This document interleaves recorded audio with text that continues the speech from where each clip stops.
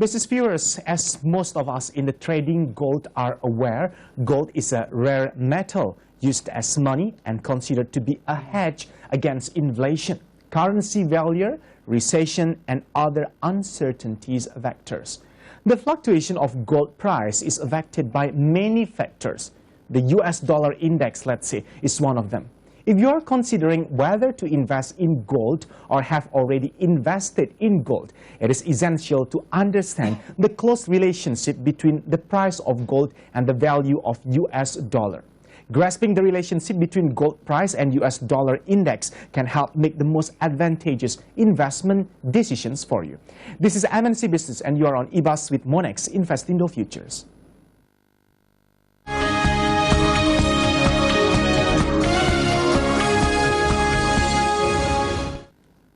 Gold is generally quoted in US dollars per ounce of gold. So any fluctuations in the strength of the dollar are likely to be reflected in the dollar price of gold. Now, when the dollar falls, the gold price rises. And when the dollar rises, gold falls. Interestingly enough, the relationship is not exactly inverse. However, and there are times when both gold and the dollar rise or fall simultaneously. Anyway, gold prices collapsed further on Friday morning session, following its previous loss on Thursday, as strong U.S. jobless claims figure and a stronger dollar were against the bullion.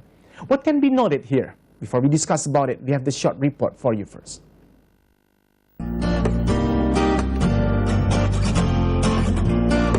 The gold price bear market has continued in 2015 since its mid-January 2015 that had fooled many gold bugs, and assuming that the preceding multiple-year bear market was finally over and that 2015 would see a strong price rally to possibly even a new all-time high. However, so far 2015 has been a series of failed rallies, rolling over into downtrends to new lows, punctuated by flash crash days. The latest slump in the gold price continues to show how detached the gold bugs are being from reality. For the whole of this year, every dip in price has been accompanied by highly vocal calls for an imminent bottom and new highs. Investors are beginning to take notice as negative sentiment regarding gold and fears over the U.S. Federal Reserve Board tapering its QE3 stimulus program have pushed the gold price down. Analysts once predicted that gold prices would surge to $5,000 US an ounce, but now many are saying that the precious metal could fall back to the $1,000 US mark before the end of the year, and a slump into three figures could well trigger more falls.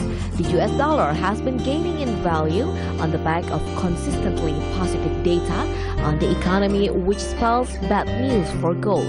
As many analysts note, the value of the greenback typically has an inverse relationship with commodities. Since like other commodities, gold is priced in dollars on international markets. This means that when the dollar rises, investors have less buying power and commodities become more expensive, muting demand and sending commodity prices lower.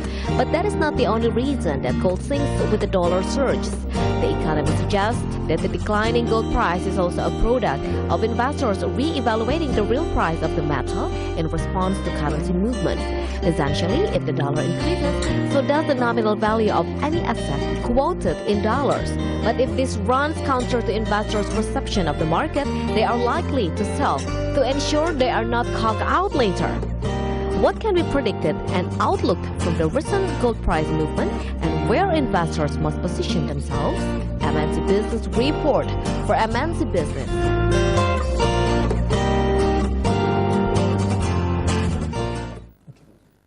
And to have a deeper view about US dollar strength and its impact on gold price, we have Vicky Amarnani, his market strategist of Monex Investindo Futures. Mr. Vicky, thank you so much for your time. Right away, you already showed me the latest figure. Gold is traded at about the lowest within 5 years, 1079. And it's like you can say it is at the fire low. So, well, what can be noted when we talk about this recent gold price performance? Okay, what we can see is obviously there is dollar strength. If you see across the board against emerging currencies, against commodities, gold is the dollar is strengthening. And let's talk in particularly with gold. We can see there is a drop in demand. For example, the total gold demand, 54% comes from China and India. And in terms of jewelry demand, it's dropped 11% over there.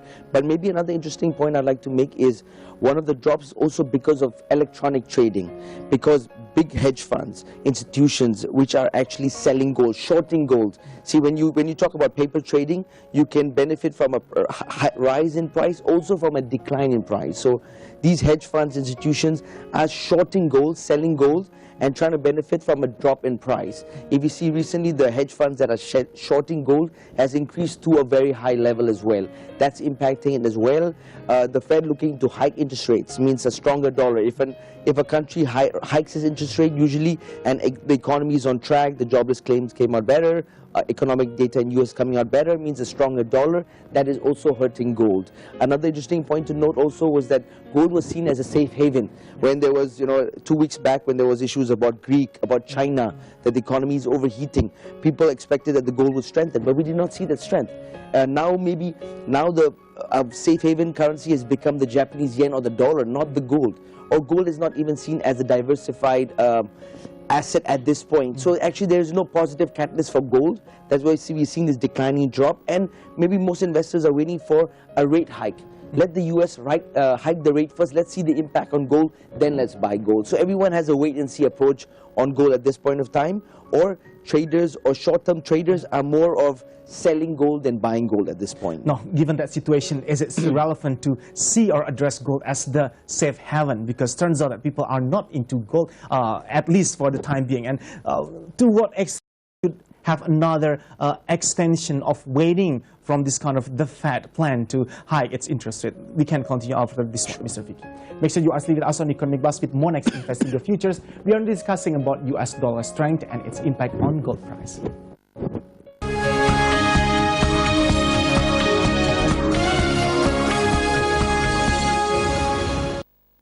Back again on Economic Buzz with Monex Investindo Futures. Well, Mr. Vicky, I believe that this always becoming your favorite topic of discussion when we talk about gold as the investment, as the safe haven as well. But now things are going in a so much different path and way.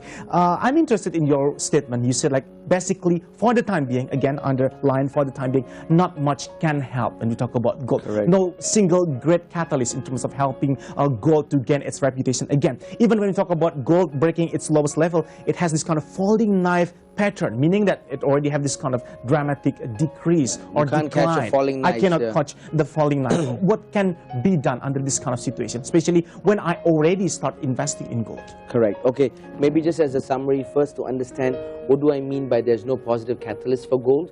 What I mean is that inflation is very low in the US at 1%, because especially with the fact of global oil prices. I mean, if oil price is falling, automatically inflation reduces because the cost of producing a good reduces with lower oil prices. It's used for transportation as well.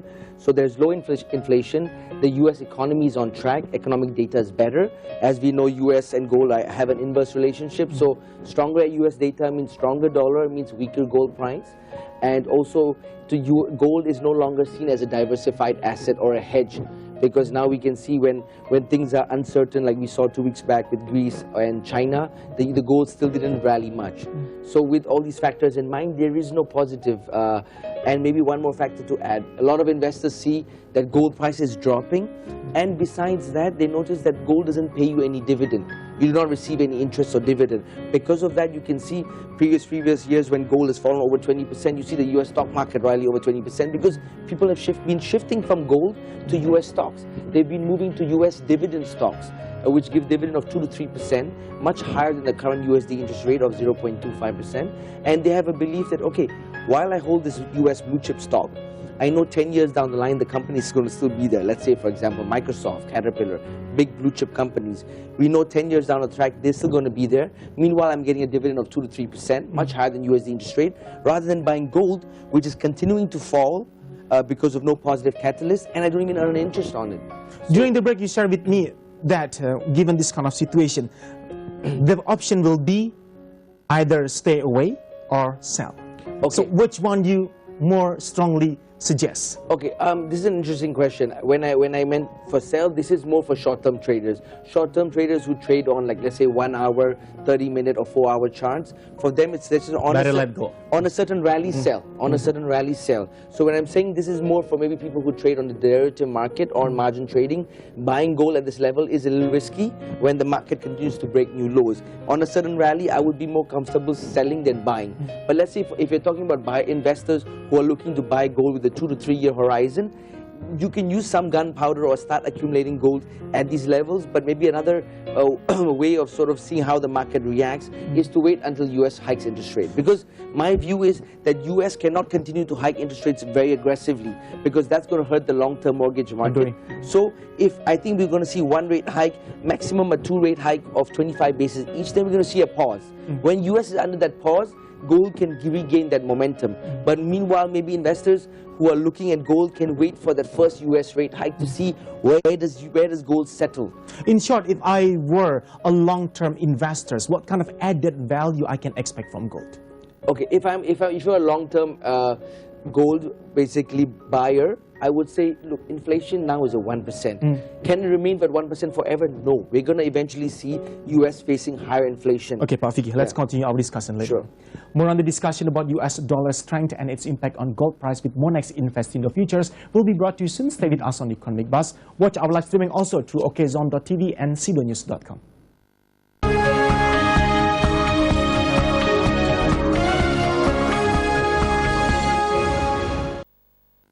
Back on Economic Buzz, don't forget to watch our program also through StarHub Asia Channel 121 in Singapore, live streaming, okzone.tv and sidonews.com. We still have Vicky Amarnani as the market strategist of Monex Investindo Futures. Well, Mr. Vicky, our headline for this evening talk show will be gold losing its shine. It's not something exaggerative, right? Because people don't bother anymore about this gold. It's lose its own reputation as the great safe haven as well. But I always recall back to your statement, not much can help. Well, in what circumstance then we can expect gold to at least slightly rebound, because not much can help gold for the time being? Yeah.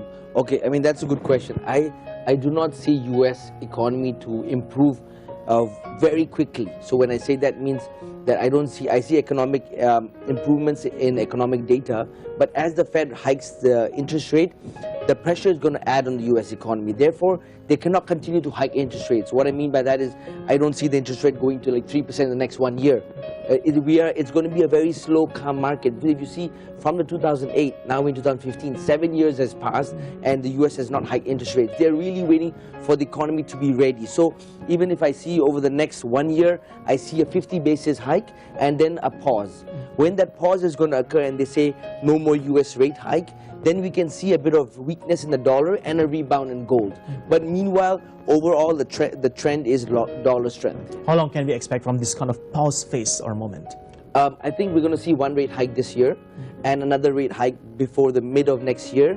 And then we're going to be on a pause. Of course, this is all going to be dependent on US data. If US data continues to come out better, they may be able to raise the rates faster. But I think it's going to be on a slow, progressive manner. What happens? Why? Because for US mortgages, people who have taken long loans, like here they say KPR, on the home loans. If they've taken long home loans, those rates will increase significantly. If short-term rates increase very quickly, the long-term rates will increase, and that's going to hurt the homeowners. If they start defaulting or having delinquencies on their payment, then we can start seeing the whole effect that began in 2008 again. You mentioned that this is one of the other main driver or trigger why gold losing its shine. People start changing their preferences. They're more into this kind of US stocks and another developed market. But do you think that in the nearest future, US market as well as the developed market able in terms of meeting the expectation of people, because they are shifting toward that and they have a lot of big expectation toward it? Correct. That's why if you see over the last few years, US stock has performed phenomenally. In fact, what's happening is after the 2008 crisis, money flew into emerging markets such as Brazil, Russia, India, China. But now, with emerging markets suffering, their currencies weakening, money is going back into the US. And that's the same issue with Indonesia. About 50% of the stock market, the bond market, is held by foreigners. When they see the rupiah sliding, like it's slided 7% this year, and last year as well has seen significant weakness. When we see weakness like that, people start selling their stocks, sell their bonds, convert back to dollar, and we see the rupiah weakening. If rupiah starts weakening a lot, that creates a concern as well. I see. And therefore, the worries or the nightmare about capital outflow is pretty feasible nowadays in Indonesia. Correct. Let's discuss about that later on, Mr. Vicky. Make sure you are with us on Economic Buzz. We are going to talk more with Mr. Vicky about US dollar strength and its impact on gold price with Monex Invest in the Futures.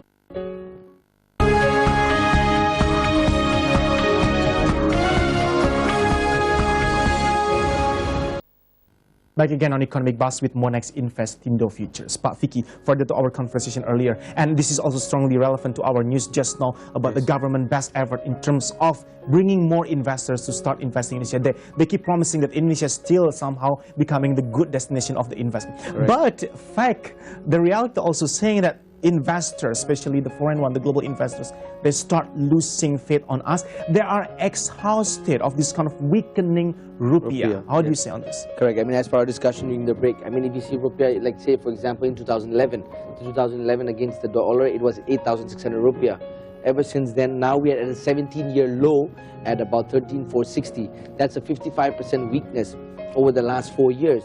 I mean, if any investor had invested in the stock and made 50% returns or 60% returns, they've actually not made any returns back in the US dollar because the currency is weakened by that much. So it becomes a little tricky. I mean, we have a high interest rate of 7.5%, but if they continue, the rupiah itself so far till July now has already weakened 7% this year. So if the rupiah continues to slide, foreign investors will start getting exhausted. I mean, they've already become exhausted, lose faith, and start selling stocks, selling bonds, converting that back into US dollars from rupiah. That can hurt the rupiah. And as per the chart we saw on the foreign direct investment, 69% of the investment comes from foreign direct investment, and the balance is from the local. So maintaining foreign confidence is very important. At the same time, if the Bank of Indonesia continues to hike interest rates, that's going to hurt the local economy because the burden of higher interest rate is not good for the local domestic economy as well. So the Bank of Indonesia needs to maintain it right and maybe intervene at certain points where they think the rupiah is continue to weaken and they have to bring it back down. But as mentioned by the Bank of Indonesia and their spokespeople, currently 13.3, 13.5 is the new equilibrium level. So if someone's expecting the rupiah to weaken well below 13,000, I don't think we're seeing that. In fact, with the dollar strength that's coming, if rupiah remains here, we're lucky. Okay. I'm expecting to see more weakness towards 13,900, 14,000 by the end of the year. Another session to discuss more on this, Mr. Vicky. Economic Buzz will be back soon with more view from Mr. Vicky Amarnani, his market strategist of Monex Invest in the Futures. Watch our live streaming through okzone.tv and cnonews.com.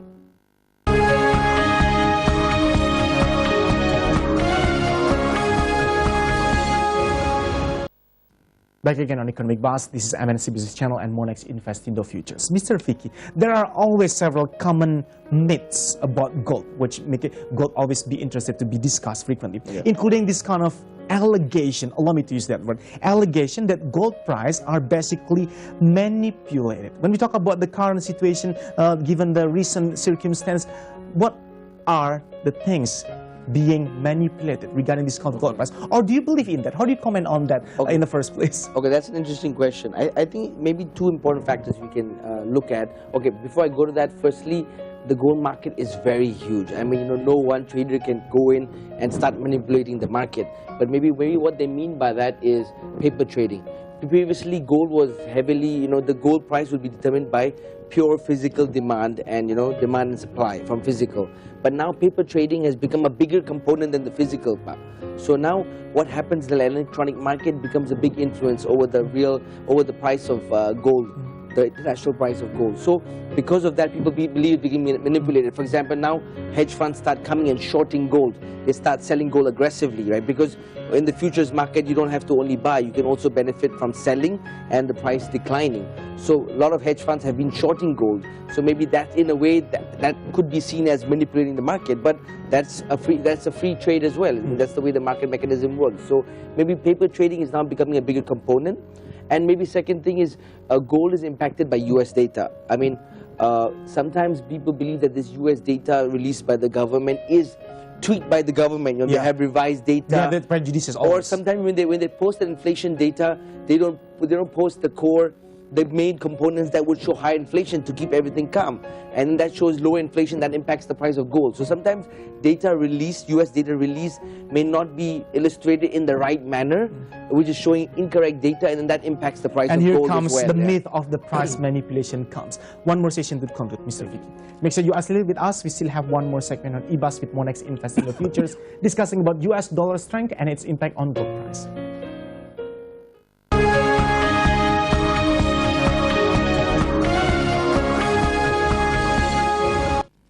We have reached our last segment discussing about US dollar strength and its impact on gold price. We're going to have another view from Mr. Vicky Amarnani, market strategist of Monex Invest in the Futures. The latest figure showed gold is being traded at 1079, as actually it's already breaking the lowest level as well. And it goes on the folding knife, using your word. Then what is your projection when we talk about this gold price? Are we really heading toward that below 1,000 USD? Okay, maybe an interesting point I can mention is, okay, like we previously discussed, there's no positive catalyst on gold, low inflation, US is hiking interest rates, lower demand from China, no interest on gold. I mean, people don't get dividends, so people rather buy US stocks where they get dividend. All these factors are not supporting gold, and lower inflation because of lower oil price.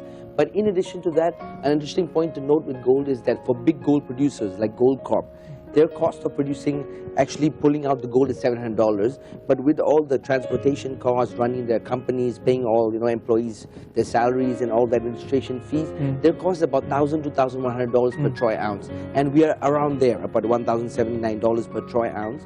So, of course, we've seen oil when oil is spiked well below the producer's cost, but I think now at this point of $1,050, $1,070, I mean, it could continue to fall, but if oil does dip, if gold does dip below $1,000, I think there is value.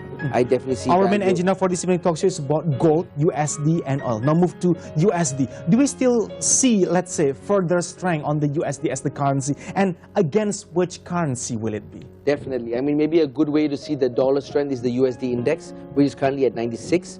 It did rally to 100. There was some correction, went down to 92 levels, and now it's back to 96. I see the dollar index going well above 100. And the dollar index is against the euro component of the dollar index is 57%, and I see the euro to weaken a lot. Therefore, the dollar index climbing up further. But if you ask me, the two currency pairs where I see the most dollar strength is the euro and the Japanese yen. So I would buy the dollar against the euro, and I would buy the dollar against the yen, because Japan and Europe are going through quantitative easing. What the US did in 2008, started printing money to support its economy, to buy back its debt. That's what Europe and Japan is doing now. Japan is doing it 3 times bigger than US. Europe has just started the process. They're going to do it at least till 2018 and willing to provide longer if required. They do it 3 times bigger than US quantitative easing. Correct. What will be the bad consequences if they don't do it in the right way? If the bad consequence could be very high inflation, but the thing is, in Japan we're facing deflation, or it could create a fake economy, on the contrary, bubble. Yeah, on the contrary. But again, for Japan, a weaker yen supports the economy because it's an export-oriented country. Big companies like Sony, Toyota, they benefit from a weaker yen. So I see the yen still continue to weaken, and the yen is still, the dollar yen now currently trades at 124, the high is 125. So we're still trading near the highs, and I see this to continue breaking higher, because dollar against yen, dollar will strengthen further, yen is going to continue to weaken, that's going to support it further. With the euro dollar, I see the euro going below 1, below parity against the dollar. Let's not also skip this kind of subject. Oil. Gold, USD, and oil. Where do we see oil going then? Okay, oil is interesting. Oil dropped to about $43, rallied back to 46. Now we're seeing a correction back below 50 because of supply concerns from Iran. More supply coming. Crude oil inventories in the US is also increasing. So there's ample of supply. Demand is decreasing. But I mean, okay, China is not shutting down. I mean, things are slowing in China, but GDP is still at 7%. I think there's extreme panic measured already.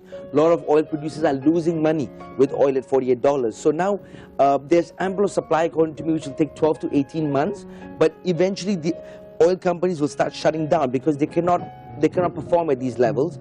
As the supply starts reducing, oil price, I see the fair value rebounding back to $65 to $70, but that I say in a time horizon of 12 to 18 months. So meanwhile, even if someone's looking to trade the oil, it's for very short term. I wouldn't start buying oil and expecting it to go to 65, 70 immediately, but more of short-term trades would be the more effective way on trading oil.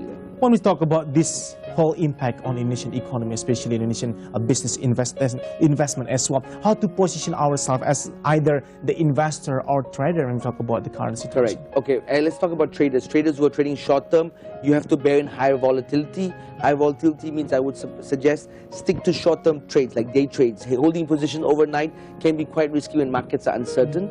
But the benefit of volatile markets is you can trade maybe with higher profits, and but then you got to make sure your stop loss orders are also equivalent with the market volatility. For investors, in this kind of volatility, I always suggest it's time to still buy US dollars. The US dollar is still going to strengthen, and maybe from your net worth, at least 20% should be positioned in US dollars. If all your money is under rupiah, that is very risky. I mean, we have seen the rupiah decline from 2,400 to 17,000 during the 1998 crisis, and now with the dollar strength and weakening economy, we can see more weakness in rupiah. Though I think Indonesia is in a much stronger position compared to the financial crisis in 1998. I really hope that strategy given by Monex Invest in the Futures will do some help to us. Mr. Vicky Amarnani, you are market strategist of Monex Invest in the Futures. Really appreciate for your time. Best luck for you. Thank you. Pleasure. Let's wrap up our talk show for this time. Hope to have you soon in the next Economic Buzz with other issues to bring up in the discussion. I'm Erwin Suryabrata. Wishing you your best luck in doing your business today. Let's talk about your business in eBuzz on your MNC Business. We are the first business channel in Indonesia.